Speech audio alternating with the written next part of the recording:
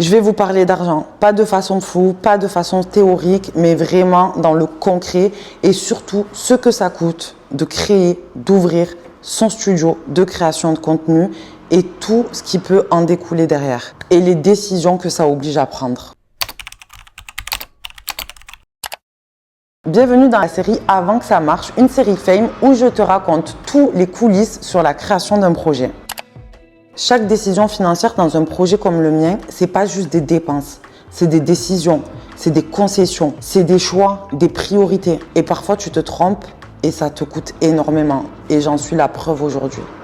Ok, c'est parti, on parle argent. Donc vous le savez, au départ, j'ai fait un crédit de 60 000 € pour un projet. Je ne savais pas encore que ça allait être celui-ci. Une fois que ça a été acté, je me suis vraiment retrouvée avec un budget de 20 000 € pour l'ouverture et la création du studio. Dans ces 20 000 €, il y avait le droit au bail, la partie administrative, la partie travaux et la partie déco. Avant de commencer Séraphine, j'avais 20 000 € de crédit et j'ai rajouté 5 000 € que j'avais perso, mes seules économies qui me restaient honnêtement.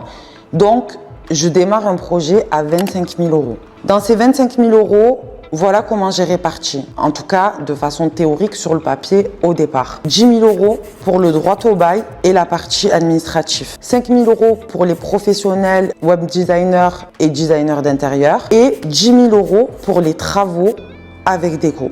Au départ, avec 20 000 €, je devais pouvoir payer mon droit au bail, payer mes travaux, mon site internet, l'administratif et tout ce qui en découlait. Et les 5 000 € que j'ai injectés personnellement devaient me servir pour la com et le marketing. Parce que j'avais vraiment envie de mettre un budget pour la com et le marketing parce que j'estime que c'est très important, surtout quand on lance un nouveau concept ou autre. Donc voilà, je m'étais dit 20 000 € pour la création du studio et 5 000 € que je garde pour le marketing et les au cas où.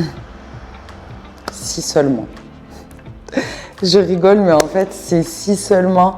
Rien ne s'est passé comme prévu, vraiment. Les premières grosses dépenses, honnêtement, ça a été le local, le site internet et toute la conception avec la designer. Ça, c'était vraiment mes premières dépenses. Et c'est vrai qu'au début, quand tu commences, tu te dis, j'ai l'argent. Donc, tu injectes.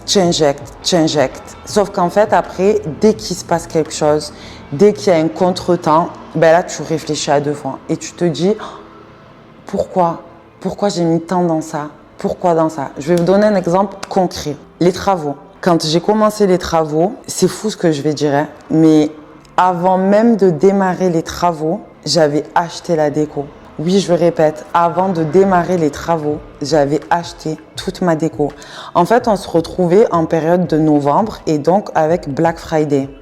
Et honnêtement, le mobilier, la déco, ça coûte cher. Franchement, je ne pensais pas que ça pouvait coûter autant. Et surtout quand on part sur des styles particuliers, premium, du beau matériel, etc. Et je me suis dit, trop bien, je tombe pendant les Black Friday. De toute façon, je vais ouvrir en décembre. Donc, c'est maintenant ou jamais. Donc, j'ai tout acheté. J'ai même acheté le carrelage. 2 800 € de carrelage. Franchement, avec du recul, j'aurais pas acheté à ce prix-là le carrelage. J'aurais pas acheté ma déco. Et il y a plein d'achats en fait que j'aurais vraiment gardé qu'à la fin en me disant à la fin, quand je vais pour ouvrir, combien il me reste? Et j'achète la déco en fonction de ce qui me reste. Erreur. Mais bon, on apprend. C'est comme ça. J'ai appris, j'ai beaucoup appris vraiment et je continue à apprendre tous les jours. Mais en tout cas, je vais pas vous mentir, j'ai explosé le budget. Au final, ce projet qui aurait dû me coûter 25 000 € m'a coûté entre... J'ai arrêté de compter, je vais vous dire honnêtement. Au début, j'étais hyper carrée. J'ai fait tout un tableau Excel et je notais chaque dépense au centime près pour pouvoir vraiment réguler. Mais il y a eu trop de péripéties, il y a eu trop de contretemps, trop de coûts que j'avais pas anticipé. Et à l'heure actuelle, le projet, il a réellement coûté entre 32 et 37 000 €. Je suis à plus 10 000. Non, mais j'ai dû, heureusement que je suis bien entourée et que voilà, mais ça m'a coûté 10 000 € supplémentaires. Et 10 000 €, c'est énorme. Voilà, on va pas se mentir, c'est énorme. Et je les avais pas, hein. Mais il y a eu des moments où je me suis dit, mais en fait, là, stop, Laurine, tu es en train de te mettre dedans, honnêtement. Comment va finir cette histoire? Comment toi, tu vas finir tes comptes? Il y a des jours où je regardais mes comptes et je reçois, honnêtement, je vais vous montrer. Bonjour, votre compte présente un solde débiteur. Merci de régulariser. J'étais tout le temps à découvert. Et surtout qu'en fait, je suis arrivée à un moment où je n'avais plus de revenus. Plus aucune source de revenus. Je n'avais pas plus droit au chômage. Je n'avais pas droit à d'autres aides, etc. Même à l'heure actuelle, je n'ai droit à rien. Donc, je me suis retrouvée à lancer un projet, à avoir un crédit, un loyer, parce que je suis locataire, hein, à avoir un loyer, de nombreuses dépenses sans avoir ma propre rentrée d'argent. Et là, j'ai commencé à, je vais pas dire à sombrer, mais j'ai commencé à rentrer dans une période très très dure où vraiment je pouvais plus faire machine arrière.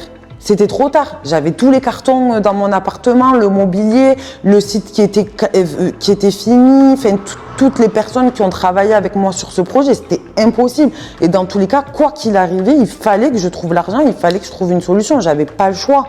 Mais c'est vrai qu'avec du recul, il y a des dépenses que j'ai faites qui n'avaient pas lieu d'être faites aussi en amont. J'aurais dû prendre le temps de réflexion.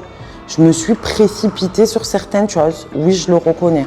Au début, j'ai tout voulu gérer toute seule. Je me suis dit, non, je vais y arriver, ça va le faire. Après aussi, je me suis dit, est-ce que je trouve pas un travail? Est-ce que je vais pas faire même un mi-temps ou autre? Sauf que, en fait, le problème, c'est que faire un mi-temps, c'était perdre du temps. Il fallait que je me consacre, il fallait que je continue d'avancer, de développer. Donc voilà, mais j'ai la chance d'être bien entourée. J'ai eu le soutien de mes parents, j'ai eu le soutien financier également de mon mari. Et je pense qu'à l'heure actuelle, si j'avais pas un entourage aussi sain et qui a pu m'aider comme ils m'ont aidé, je pense que j'aurais dû arrêter. Ou en tout cas, je serais allée travailler, j'aurais renfloué des caisses et j'aurais mis le projet en stand-by, c'est sûr et certain. Et en fait, je me suis retrouvée dans cette situation par manque d'expérience, par manque aussi de recul sur certaines choses, mais principalement à cause des travaux. Si toi aussi tu veux découvrir l'envers du décor et surtout la partie travaux, pense à t'abonner à la chaîne YouTube Fame Podcast. Si tu as des questions, écris-les en commentaire et j'y répondrai prochainement. La suite au prochain épisode.